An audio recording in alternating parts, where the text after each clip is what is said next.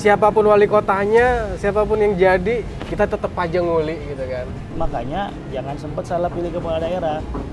Kita nggak usah mikir yang terlalu jauh lah. Nanti kalau ini, bangun itu. Aturan-aturan yang memberatkan masyarakat itu kalau bisa dampaknya itu jangan sampailah ke masyarakat. Sekarang ini makin lama makin susah. Semua harga-harga naik. Kita pernah survei kan, orang itu nggak terlalu nah masa bodoh lah siapa pemimpinnya, masa bodoh lah siapa calonnya gitu.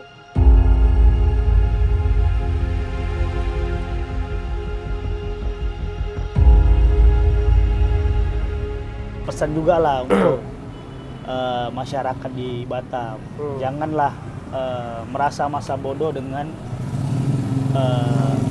pemilihan calon kepala daerah ini, karena calon kepala daerah itu nanti yang bisa menentukan aturan-aturan yang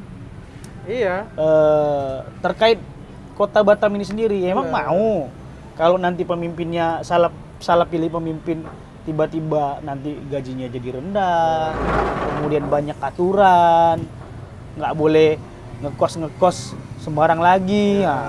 Emang mau? Benar.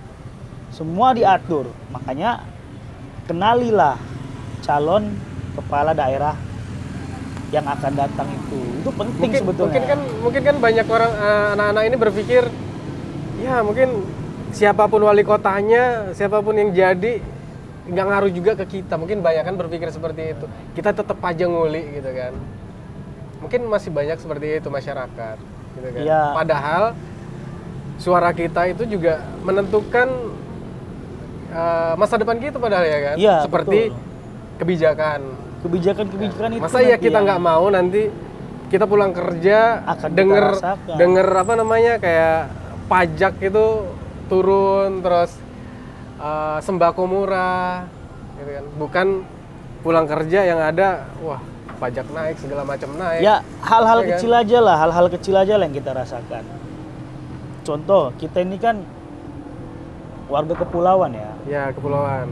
Transportasi kita mau nggak mau pasti lebih banyak ke laut. Contoh ya, yang sekarang ini terjadi, ongkos makin mahal, ya kan? Tiket boarding naik. Ya itu dari mana kalau nggak dari kebijakan dari kepala daerah? Makanya jangan sempat salah pilih kepala daerah. Kita nggak usah mikir yang terlalu jauh lah. Nanti kalau ini, bangun itu. Aturan-aturan yang memberatkan masyarakat itu kalau bisa, ya dampaknya itu jangan sampailah ke masyarakat. Sekarang ini makin lama makin susah. Semua harga-harga naik. Kalau macet? Ya kan? Nah, perkara macet lagi, jalan lagi, hal-hal kecil aja. Nah, yang dampaknya itu berasa sama kita. Ngomong-ngomong soal jalan ya. Batam ini kan ya kita lihat perkembangannya tuh pesat banget kan. Ya kan? Jalan tuh lebarnya bisa 12 jalur ya. 12 jalur. Dan kenapa kondisi kota Batam itu sama gitu? Maksudnya sama gimana? Sama, maksudnya macetnya juga sama gitu kan. Maksudnya mau dilebarin kayak apapun tetap ada kemacetan gitu. Kalau aku sih bilangnya bukan macet karena apa ya, mungkin ada di beberapa titik ya, beberapa titik memang yang sedang mengalami perbaikan. Ya karena satu titik atau beberapa titik itu mengalami kemacetan, ya jadinya sistemik dia kemana-mana jadi ikut macet, ya kan, pasti begitu. Dan kalau untuk kendaraan ya hari-hari ya jumlah kendaraannya kan segitu-segitu aja.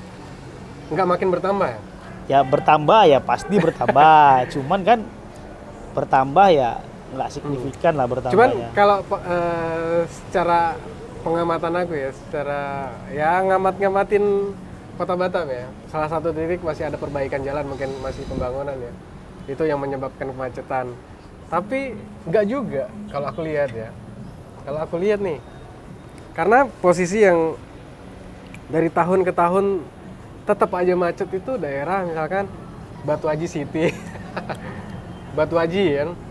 Batu Aji kurang lebar kayak mana? Maksudnya bundaran sudah ada kan. Maksudnya lampu merah udah nggak ada. Jadi arus itu harusnya bisa sirkulasinya itu udah lancar harusnya kan. Tapi sampai detik ini Piayu ke Batu Haji ke Piayu itu masih mengalami kemacetan panjang gitu. Terus apalagi SP tiap pagi itu macet. Ini bukan aku kemarin pernah lewat ke sana kan sekali. Itu macet. Terus aku tanya beberapa teman, memang di Batu Haji macet gitu kan kalau setiap pagi gitu kan. Nah, setelah aku pikir-pikir ya emang gitu sih. Maksudnya ya wajar aja sih gitu. Setelah aku pikir ya. Karena mau dilebarin kayak apapun Kota Batam tetap mengalami kemacetan. Karena apa? Jumlah penduduk ini makin bertambah. Nggak tahu berapa bulan sekali, tapi kita pasti ada lihat berita dari kapal kelut ya. Ribuan orang masuk ke Batam, kayak baru-baru ini juga ya. Dari Medan ya. Dari segala penjuru lah. Ribuan orang gitu. Jadi pelebaran jalan itu memang harus wajib gitu. Kalau enggak ya enggak tahu jadi apa gitu. Sebetulnya kalau arus macet itu dia kan nggak di setiap saat sebetulnya. Dia Ya. hanya di jam-jam tertentu saja. Mungkin jam kerja Nah, sih ya. Artinya tinggal lagi ini tugas dari polisi lah, gimana untuk mengatur lalu lintas itu supaya tidak berlarut-larut, atau mungkin dari pemerintah Kota Batam sendiri itu bisa mengajak mungkin beberapa perusahaan-perusahaan itu kan yang memang karyawannya itu kan hampir ribuan bahkan ada yang puluhan ribu kan, ya tinggal lagi dikendalikan dari situ. Contoh ya udah misalkan PTA misalkan kan karyawannya sekian puluh ribu, didata tuh banyak rumahnya di mana, ya udah keberangkatannya itu diatur pakai bus aja, nggak usah pakai kendaraan pribadi. Ya hampir rata-rata orang yang berangkat bekerja itu kan rata-rata kendaraan pribadi. Kenapa nggak diatur pakai bis saja? Sebagian perusahaan Ya kan? ada yang Pakai pakai bis bis. aja. Cuman itulah mungkin semakin banyak ini mungkin kan. Karena kendaraan ini semakin banyak warga Batam, semakin banyak kendaraan, jalan kapasitas jalan mungkin kurang gitu. Berarti transportasi publik gak yang diperbanyak? Ya harusnya memang transportasi publik itu yang diperbanyak. Kemudian ya untuk meringankan lagi pekerja-pekerja tadi ya dibuat murah, kalau nggak dibuat murah supaya mereka sadar kan. Ya lebih banyak apanya ya baiknya lah ya kan. Kalau kita naik kendaraan umum itu lebih banyak baiknya. Satu, misalkan hemat, polusinya juga berkurang. Tengok berapa banyak orang yang naik kendaraan pribadi, naik motor.